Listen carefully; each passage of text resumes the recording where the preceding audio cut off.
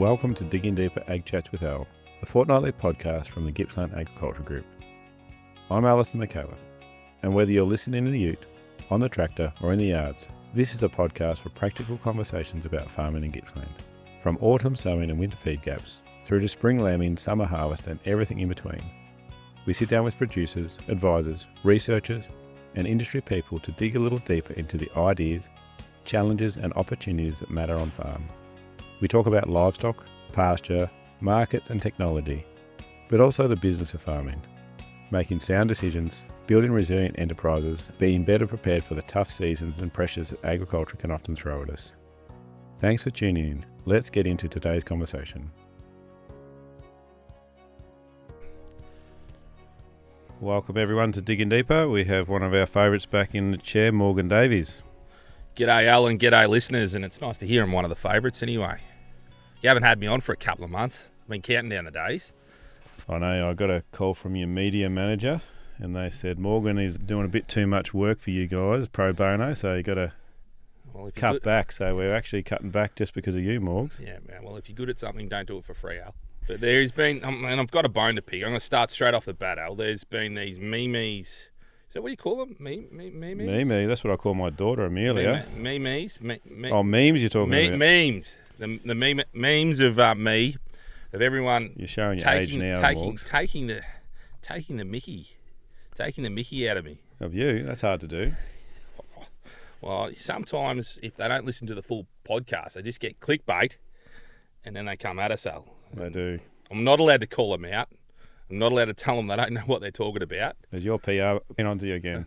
Yeah, I've got to be. They're trying to trying to gag me. Pardon the pun. They're trying to gag me and tell these snoozers that they're not knuckleheads. All right. So what memes are they making about you, Morgs? Oh, I've seen a few, and they're made by young stock agents, most of them smart asses. And the one where I called the lady out about the bull. Now to the lady, I was right. Bulls are making $5 and north of, and the bulls away 1,100 kilos and things like that, and they're making it. And guess what? They're still doing it too. I was going to say, you've just come from the local fat market sale. today. Yeah, geez, it's crazy, isn't it? Like cull cows, real light banger, chopper cows, $3 to $3.50, and had the bags milked out of them and things like that. It's pretty good money, $1,700, $1,800, $1,900 for a pretty ordinary cull cow. So. And then your better end cows are making upwards to mid 2000s, and we saw some bullocks make 37 or 800. So it's fantastic times to be in this cattle job, and it's good to see some people taking some money off the table, because that's what it's all about. Money on legs. What about the other end of the scale then, the light cattle, the small young cattle, because they're making good money, aren't they? Yeah, well, your light black weaners, I don't think I've seen it. Look, I've travelled around. We sold some good runs of black weaners over in Banter the other day. They were on top of the hill, and we beat the snow over by a day, Al. Beat them over the hill. Snowed the next day. Got little weaners over there, made up to $7 a kilo. $7? Yeah, $7, little black steers, and runs of them. And that's as good as I've seen. And then you're selling big feeder steers for $5.40 and $50. When I say a feeder steer, 600 kilos. Oh, right. $5.40 or $50. And certainly in the market, and feedlot prices as well in the paddock are kicking up around $5.80 to $6. So there's significant money out there. Speak to your agent, and yes, it's time to sell a few. If you've got them in the paddock, sell a few, please. You said Banter over the hill. Why over there, Milks? Are they going back up north now, are they? Yeah, no, a lot of the cattle are going back north again. I spoke to a key, an integral part of the buying fraternity. He's been in the industry for, I'll say, ever. But Duncan Brown, he was buying, significant numbers in the latter part of the autumn to come down into Victoria. Now he's buying cattle to go back. And the dollars a kilo, huge changes in that. He was buying cattle for sub $3 into $2. And now he's buying steers back north of $6 into $7. So just imagine the change around there. So it's what happens in the market. If you've got opportunities and you take them, hopefully it worked for all those people that did. But certainly at the moment, it's great opportunities again to sell a few. You mentioned very quickly, as all you agents do, just talk so much I can't retain it all. Let's go back a bit with the cattle and see where we're currently at, what the outlook is going to be over the next couple of months, because we're sort of here in East Gippsland, we're sort of okay moisture-wise, but there's a bit of wind about recently and just holding in there for moisture-wise. So what are producers thinking around this area and with price outlooks for cattle? Yeah, everyone's starting to just notice the weather. It's not a concern yet because there's no heat and there's no evaporation yet, and there's been a little amount of wind. But usually in the back end of spring or mid-spring, it can get very, very windy, can't it, Al? Yeah, we can have a lot of wind. And a week of wind can really knock us around mentally and dent confidence significantly. So, no, I just think that we have to watch it as it is. It doesn't help when the ABC, Al, scream about El Nino every 15 friggin' minutes that they get a chance to talk about the weather. Well, I should be banned from that name, that word. ABC? No, El Nino. Oh, I thought you were talking about the ABC. I'm banned him anyway. Sorry to all the lefties out there. Go and hug a tree or something. That's going to go straight up for clickbait,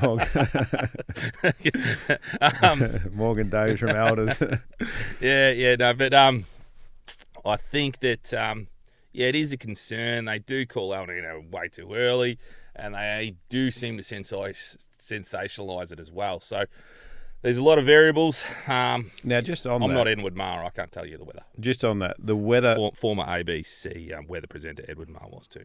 Edward, yeah, before my time, obviously. Yeah. Just on that, the rain that we have got this late autumn and winter has come from a different sort of weather pattern than we're used to, though, isn't it? Yeah, well, I guess so. No, look, we've had a pretty good run. So prepare for dry, prepare for the worst, hope for the best. The cattle are still very, very good. As soon as your cattle are at that weight or you're comfortable to sell or you're keen and you're chasing money, don't be afraid to do so, I believe. Lower your sights now. Let's just concentrate on what's going to happen imminently. And there's a lot of spring cattle to go on the market soon. And there's not heaps of cattle elsewhere across the state, I believe, that are ready to be sold. So we're going to have some good months ahead. And then it's dependent on the weather. Yeah. So your recommendation, just broadly, I know it's individual business, but is actually to look to cash in the next couple of months if you got cattle ready to go. I think selling steers for $6 is pretty good. Yeah. What about the outlook for the next couple of months? Are we going to hold, are we, prices, you reckon? Or yeah, I think we'll hold for a few months. Just purely and simply because there's not that amount of cattle on the market at the moment. As soon as the processors could put the blade through it, there's another pun. As soon as they can, they will. And look, we're the highest grass kill prices that we've ever seen, the highest forward contracts in grain we've ever seen, the highest feedlot prices we've ever seen. You know, we've seen light cattle make more. That's purely on a mad season. But the light cattle can fluctuate like that. Mm-hmm. But certainly, that just fill and kill space sort of thing. Yeah, and I think a lot of the processors are so wound up and so gazetted to keep tuning out these numbers, and they have contracts to keep fill. They also have obligations to their own staff working on the kill floors or whatever, and other parts of their fraternity. They have obligations to make sure that they keep their kill chains going. So there's a lot of things, a lot of reasons there why the price is so strong. But I do believe that as soon as things can tighten up and we cut the squeeze, we will. So if you've got your stock and you're feeling comfortable and you're going along all right, talk to your agents and consider selling a few in the next few months, because I think it's pretty important that you do. Now, I got a question. I haven't talked to you about this one. We were just on the sheep masterclass with Nigel Kieran. Yep. You might have heard of him. Kieran Ag, yep. Yep. He was talking to us about forward contracts, and someone asked a question: if I've only got like 500 lambs, how can I sort of book in forward contracts? And he said a lot of the agents actually have forward contracts that they've got to fill. Is that something you guys do here in Bairnsdale? Yep. So you might have space for like 5,000 lambs and you fill it up from a bunch of smaller guys? Yep, you can do that. The hardest part to that is when you make that obligation, you've got to get on the bus and sell them. See, a lot of people, the idea of a forward contract is good until they see 20 cents over the fence elsewhere, and they're thinking, righto, well...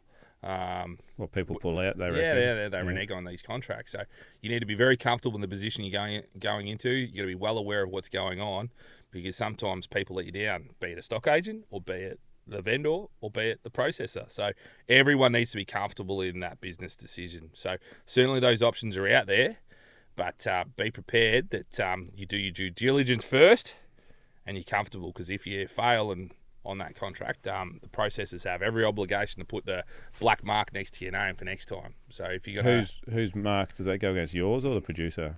Well, we still have to come up with the lamb, so we're not overly enamoured in it. But certainly, the producers as well. Yeah, right. How much of the livestock move through you guys would be forward contracted? Oh, maybe 2 loads a week. Well, how percentage-wise, give me a percent. Give you a percentage. Come on. 20%. Yeah, right. So you do a bit too. We forward contract cattle all the time. Yeah. And we certainly full contract lamb.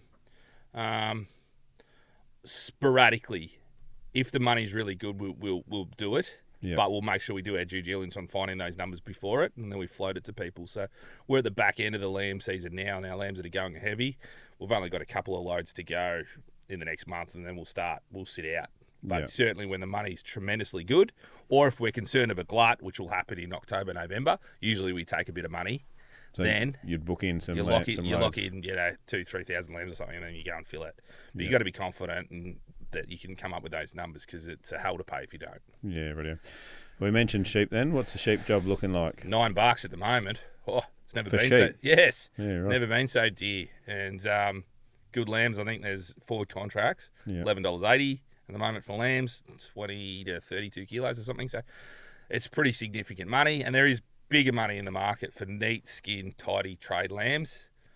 For sheep with weight, yes, not too heavy though, just those sheep. And skin prices are significant too now. So it's all launched in the same direction, but a lot of that's based on supply. Now, I learned something the other day at the yard. I was talking to one of the buyers. Yep. I actually saw you were there for your annual trip to the sheep sale. So yeah, well, biannual. You were selling a few. I like to make sure that they made we had the money. to look after me. Yeah, shit. Appreciate that. Now, I didn't realise, but skin value is actually basically just the wool value, because they shave it all off. Yep, chemically. Yep. So they're actually after the leather, and the actual wool is a separate product. I always thought they were all turned into like the mats you throw down on the lounge room floor for the kids to play on, but not the case. Yeah, no, they chemically shear them, and they use the skin for leather, yeah. Sometimes there's the Ugg boots and things like that, but there's only so many people walking around with Ugg boots on, isn't there, Al? Well, there's a lot if you go down to Moe. Ferals down there. More clickbait, more memes. Look out if there's any tree-hugging hippies down in Lefties. I didn't say hippies. Oh, sorry, lefties. No. That was interesting. I thought that was something to note. Now, the other thing too is I noticed in the Bairnsdale sale yards is that in past years, this time of year, there wasn't a whole lot of finished lambs. There was a lot of lambs, but not a whole lot of finished lambs. But seems to be a lot more people putting a bit of feed into them, feed pens. Yeah. It is a trend that does occur. Like, I think the store lambs are a complex scenario, and usually feed costs have to be relatively low to feed a lamb to make a profit out of them, because it does cost a lot to feed a lamb. And at the moment with store lambs, there has been a good dollar to be made out of buying and trading store lambs. It gets to a point though where your processors compete against the store lamb buyers, and it inflates the price. So you need to be very careful what you're doing. Yeah. No, interesting. What else you got to tell me about the districts? You've been travelling around a fair bit, I know. So how's our friends over in like the Yea district that were burnt out a few months ago? Yeah, no, they've all had a bit of a season. They're all wet. They're having a pretty good winter. They're all pretty comfortable where they are. Everywhere else is probably getting pretty good, significant rain. South Gippsland's very wet. The big brothers, you like to call them? Yeah, the big brothers down the road at South Gippsland. They are wet, and if they get a lot wetter, they'll be sad. Yeah. So, and then the Western District's pretty wet too. So when do they start to warm up though down there? It wouldn't be too many. No, they don't fire up until September, October. Footy finals time when the South Gippslanders get going. They're like the grizzly bears. They hibernate during the winter, and then they come out and go bananas in the spring. So, but no, they're certainly positioned well with a wet winter, which they feel comfortable with, and they can operate in that. And then Western District's the same. The Riverina's pretty good. And the Mallee, like the more variable country out in the Mallee, it's marginal enough. They're all having pretty good seasons out there. So that is good for all those guys, because it has been significantly dry in the Western District for the past 3 years. South Gippsland's been okay, but they haven't had a belter for the past couple of years. So probably, and, Barnawath and all that, I was there at the time a few weeks ago, and they had 80 or 90 mils there over that few days. So they're wet. Everyone else is wet but us. Yeah.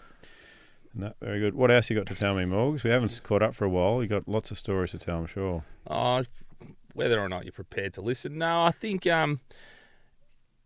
in terms of ag in East Gippsland, we've had a if we reflect on the past 12 months, it's been pretty good, hasn't it? Really, everyone's pretty comfortable. I think it's been really well positioned, the cattle job, for a long time, and it's been quite consistent, which is good for a change. I know it got a little bit tight there when cull cows and things like that, and the pressure comes on with the season. But we've had a pretty good run, so prepare for it to get a little bit dry. I've called it, Al. We've called it, right. We'll write that down in the show notes now. And I'm not just saying that so we get to sell a few extra cattle in the spring either. No, I'm looking at you. You're looking pretty genuine this time, Yeah, so genuine. that's good. Spring sales, they must be just around the corner, are they? Yeah, Wynnums have got one in August, and we'll have one in August, and then a big feeder one later in, obviously fortnightly as we roll through.